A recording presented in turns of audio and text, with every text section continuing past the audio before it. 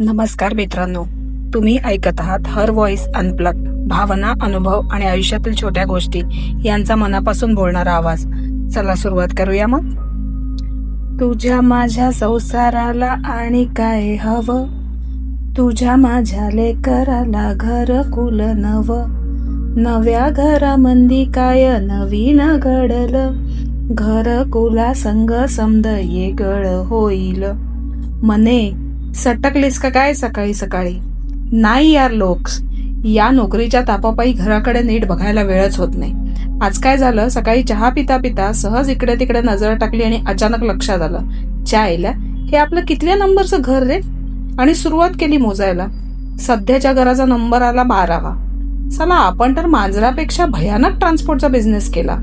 मांजर आपल्या पिल्लांना 7 घरा फिरवते म्हणतात, आपण तर जास्त स्किलफुल का काय म्हणतात त्यातले निघालो. आईच्या गावागावात 2दा वापरलाय मुद्दाम, जशी एखाद्या ट्रक ड्रायव्हरची हरेक गावात लफडी असतात म्हणे. खरंच परवडत असेल का हे? या प्रश्नासोबत धीरूभाई अंबानी सारखा हनवटीला हात लावलेला इमोजी इमॅजिन करा इथे. तर ट्रक ड्रायव्हरची हरेक गावागावात लफडी असतात म्हणे, तशी आपली किती घर झाली रे बोक्या? असा प्रश्न बोक्याला विचारायला तो असतोय कुठे आजूबाजूला. त्यामुळे स्वतःलाच विचारला आणि जे उत्तर आलं ना, त्याने सगळा पास्ट ढवळून निघाला. डोंबिवलीच्या चाळीत सुरू झालेला संसार नंतर अनेक इमारतीतून, बैठ्या चाळीतून, मोठ्या टावरमधून होत राहिला. काही घरं गोव्यात मिळाली, काही मुंबईत. भाड्याच्या घरात राहण्यासारखं पाप नाही, हो पापच म्हणावं लागेल. खूप बंधनं असतात. घर मालक जर साधेसुधे असतील तर ते बिचारे डायरेक्ट भाडं मिळालं असा मेसेज टाकतात.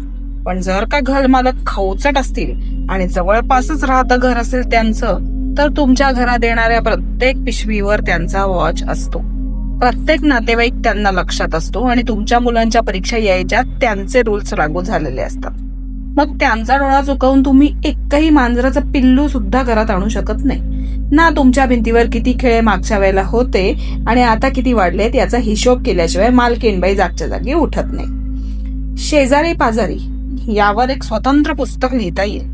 पण आपण तरी कोणाचे तरी शेजारीच आहोत असं डोसक्यात घुसल्यावर मग त्यावर कमेंट न करणं बरं, कारण मनीच्या घरात सदैव मस्ती, आरडाओरडा सुरू असतो. त्यामुळे आपण नक्कीच आपल्या शेजाऱ्यांना त्रासदायकच असणार आणि त्यांनी एव्हाना आपल्यावर पुस्तक लिहिलेलं असणार हे नक्की. हा विचार करून मनी गप्प बसली. तर घरांचेही गुणधर्म असतात, मूड असतात. एखादं घर असतं आक्रस्थळी स्वभावाचं, तिथे शिरल्यापासून जीवाची नुसती तगमग होत राहते. उगाच वाद होतात, असमाधानी वाटत राहतं. मुलं नुसती खळखळून हसली तरी त्यांना धपाटे घालायची इच्छा होते. याउलट एखादं घर तिथे स्थायिक व्हायच्या आधीच तुमचं स्वागत करत असतं. हसरा चेहरा आणि आनंदी स्वभाव अशा शांत रूपाचा एखादा मधुमालतीवाला चौकोनी संसार इथे बरीच वर्ष मांडून आपल्या पाऊलखुणा सोडून गेलेला असतो. तिथे आपलं कधीच भांडण होत नाही, मुलांना आजारपण येत नाहीत. एकंदरीत आयुष्य दसरा, दिवाळी, गणपतीत अडकलेलं असतं अशा घरांमध्ये. एखादं घर मृत्यूचा वास घेऊन असतं. तिथे शिरलं की घरातल्या वृद्ध व्यक्तींची आजारपण सुरू होतात आणि कोण ना कोण टपकतो, गचकतो. बरं, यापेक्षा बरा शब्द पटकन गेलेल्या व्यक्तीसाठी मला तर दुसरा सुचला नाही बुवा. एखादं घर जरा जास्तच निवांत असतं. अशी घरं निवांतपणे गोव्याला खूप मिळाली, ज्यांना काही घाईच नाही आणि जिथून आयुष्य पुढे सरकत नाही. काही घरात महिनोन महिने एकही पाहुणा येत नाही. काही घरं एवढी पाहुण्यांच्या मनात भरतात की तिथली वर्दळ थांबत नाही. मनी आजवर अशा अनेक घरात संसार करून थकली. कधी नंडेच्या घरात जॉईंट संसार सुद्धा केला, जिथे ऑलरेडी एक संसार सुरू असताना आपल्या बॅग, आपली मुलं आणि आपलं स्वत्व जपणं यांची कसरत करताना आयुष्य संपतं की काय अशी निराशा दाटून आली.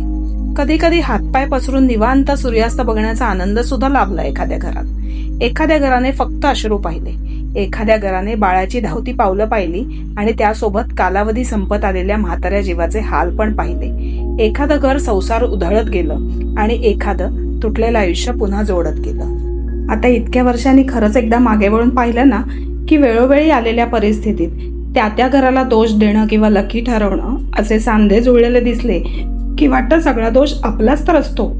कोणी इमारत बांधताना ती ठरवून कोणाचं तरी आयुष्य बर्बाद व्हावं म्हणून तर बांधत नाही. आपणच आपल्या मानसिक अवस्थेतून त्या वास्तूला मार्क देत राहतो. आपल्याला परिस्थिती सावरेनाशी झाली की त्याचा दोष वास्तूला देऊन तिथून आपण आपला बोरिया बिस्तारा आवरायच्या मागे लागतो. नकारात्मक स्वभाव आपला असतो. इमारत बिचारी मुळातच उंचावर चढायचा स्वभाव घेऊन येते. ती एखाद्याला खाली कशी पाडेल असं जर असतं तर मग ते लक किंवा दुर्दैव आधी त्या भिंती बांधणाऱ्या कामगाराला नसतं का मिळालं? त्याचा बिचाऱ्याचा बिराड सतत पाठीवरचा असतंच की. तर आता पुढे जेव्हा घर बदलायची वेळ येईल ना, तेव्हा काही पण निगेटिव्ह विचार डोक्यात नाही आणायचे. आपल्या हास्याने जाऊ ती चौकट ओलांडून तेव्हाच घर उजळून टाकायचं असं ठरवलंय. दिवसभराच्या ज्या बॅगा आपण आपल्या मनावर भरून घेतो ना, त्या बॅगा घराच्या गल्लीच्या कोपऱ्यावर ठेवून मगच घरात शिरायचं. तेव्हाच म्हणता येईल, नव्या घरामंदी काय नवीन घडलं, तुझं माझं मन सख्या पॉझिटिव्ह झालं. # नवे घर नवी जिंदगी.